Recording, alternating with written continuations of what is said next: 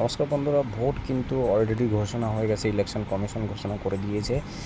তোমাদের যেহেতু PRB result সম্পর্কে অল রিক্রুটমেন্টে প্রসেসিংয়ের কথা বলেছে, যে ভোটের পর হবে এবং তোমাদের কতটা ওয়েট করতে হবে সেটাও তোমাদেরকে আমি ভিডিওর মাধ্যমে দেখিয়ে দিচ্ছি, বলে দিচ্ছি।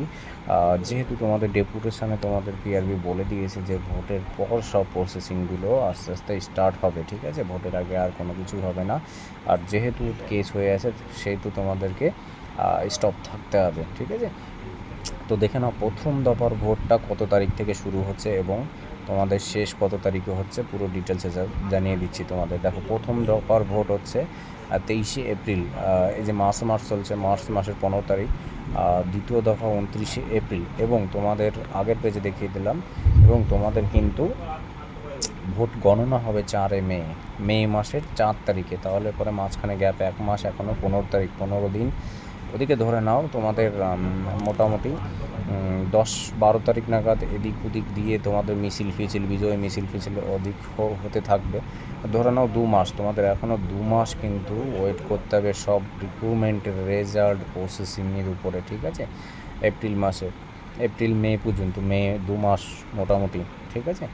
তো এবার মেন মোদ্দা কথা হচ্ছে ভোটের এই যে এতগুলো ঝামেলা, এত রিক্রুটমেন্টে, এত কিছু দফায় ভোট, এরপরে কিন্তু তোমাদের যে কেস হয়ে আছে সেই কেসের কিন্তু অনেকটা ডিলে হয়ে যাবে। কেন ডিলে হবে বলছি, ইলেকশানে অনেক সমস্যা হয় ইলেকশানের সময়। যেহেতু আমাদের সময়, আমাদের 19-এর সময় আমি কেসটা লড়েছিলাম, সেহেতু তখনও ইলেকশান ছিল। তখনও ইলেকশানের সময় আমাদের কেসটা লিস্টে হতো, কিন্তু অনেক নাম্বারে হতো, ঠিক আছে। কেস উঠতো না ইলেকশানের টাইম, মেটারটা হতে হতে পুরো দিন কেটে যেত যে ডেটে আমাদের কেস থাকতো, ঠিক আছে। তো আশা করি এই মুহূর্তে তোমাদের কিন্তু কেসের যদি উপরে সব কিছু ডিপেন্ড করে রেজাল্টের ব্যাপারটা, তাহলে কিন্তু অনেকটা ডিলে হয়ে যাবে, ঠিক আছে, আশা করি।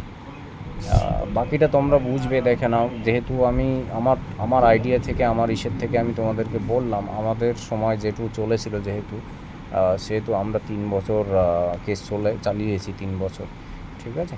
সেহেতু দেখো, ওয়েট করো ভোটের, যেহেতু ডেট ঘোষণা হয়ে গেছে অলরেডি, সেহেতু দেখা যাক কী হয়। এত তারিখে তোমাদের সব দফায় ভোট শুরু।